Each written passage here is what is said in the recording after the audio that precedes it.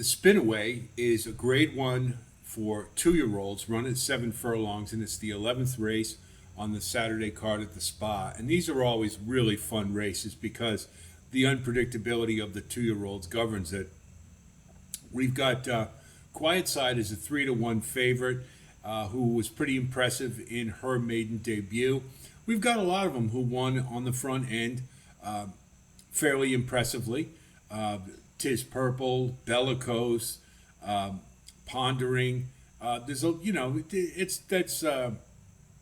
it's not unusual. It's to be expected. There are a lot of horses who are going to be running on the front end and winning first time out, and so it makes for a really interesting race, particularly when they're all going to be running 7 furlongs for the first time. And as we know, that's a pretty challenging distance, particularly for horses who want to run on the front end. So things get even more muddied given the unpredictable nature of 2-year-olds, and then you add the distance on top of it.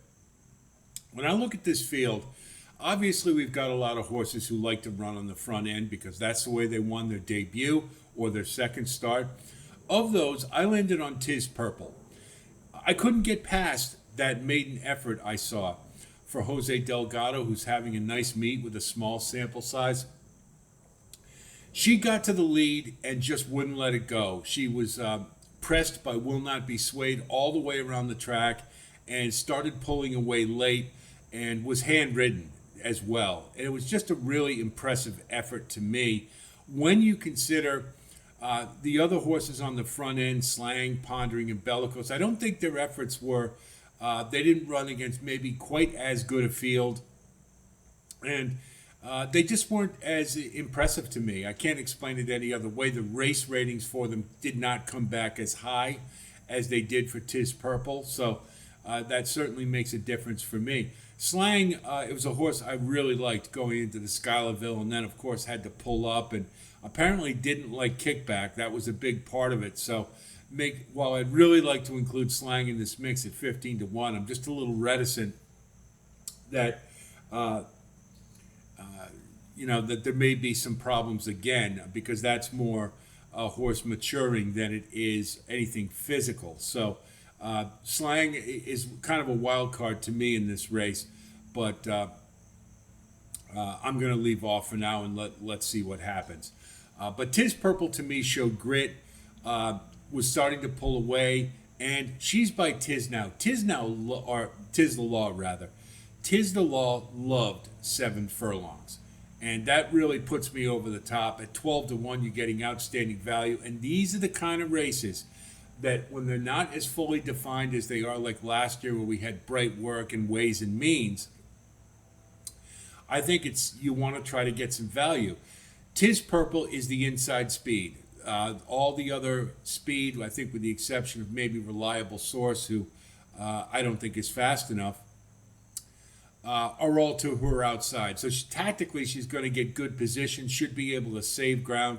And again, watching her stride, she definitely is going to want more ground. And I think that sets her up really well to pull the upset. And I like Tis Purple in this spot.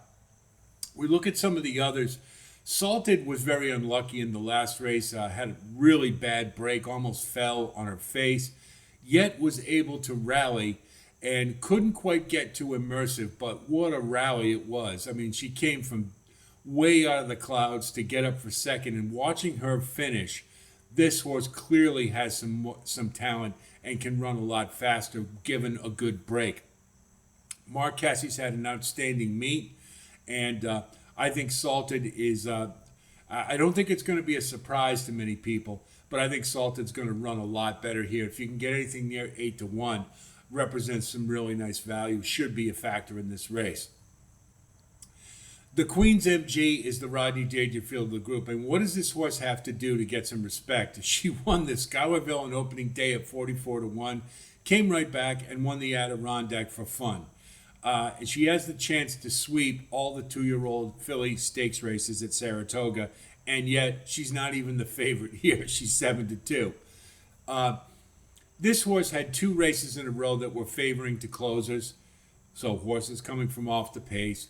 And what's troubling to me is she didn't improve on her speed figure from the Schuylerville in the Adirondack. Secondly, her early fractions, she ran faster early on in the Adirondack than she did in the Schuylerville, but did not replicate her late fraction. It actually got a lot slower. Now, granted, she was geared down. She won by 9 lengths, didn't have to run a whole lot. But sometimes that will be an indication that a horse has kind of reached the zenith of their potential at the moment for 2 years old. Certainly could get better later, but I think the Queen's MG speed figure wise needs a step forward in this race, and I'm not sure it's forthcoming. So while I think the Queen's MG from coming off the pace could certainly be in the mix, I'm going to put her underneath for now. Of the horses in this race, there were 2 maiden efforts that were the most impressive to me. Number 1 was Tiz Purple, and the second was Quiet Side. Quiet Side's got a giant stride, really won very impressively, just looked tremendous. The only thing I have an objection about or problem with right now is that she's in the 11 hole. Tactically, she's going to have to burst early on and use up a lot of energy getting to where she wants to. And while I think she can definitely handle more distance, being by Malibu Moon and is going to want it, that's the only concern I have. But Quiet Side absolutely can win this race, and I really like her. I'm just going with Tiz Purple for the tactical, for the position. That's really more than anything else. But this horse hasn't done anything wrong so far, Quiet Side, and looks like a really bright future ahead. So I like Quiet Side quite a bit. Of the runners coming from off the pace, I like Immersive. Brad Cox is 41% with second-time starters at Saratoga.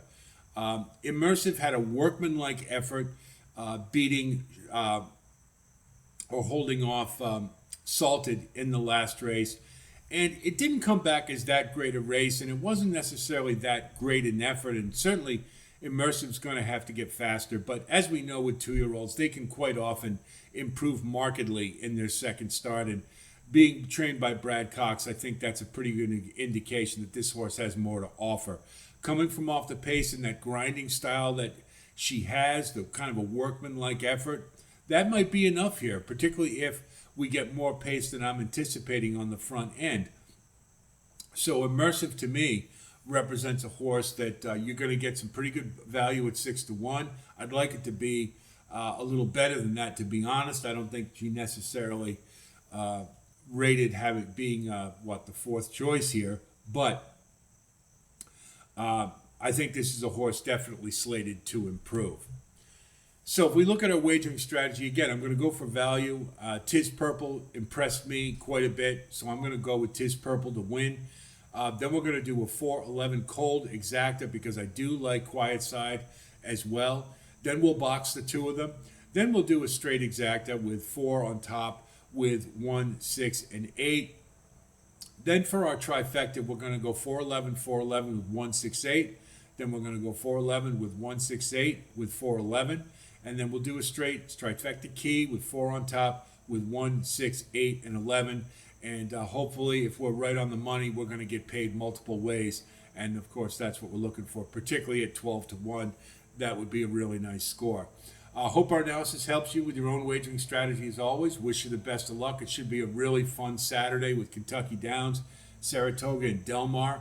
We're going to have more postings for all 3, so be on the lookout for those. I'll talk to you soon, and until then, be well.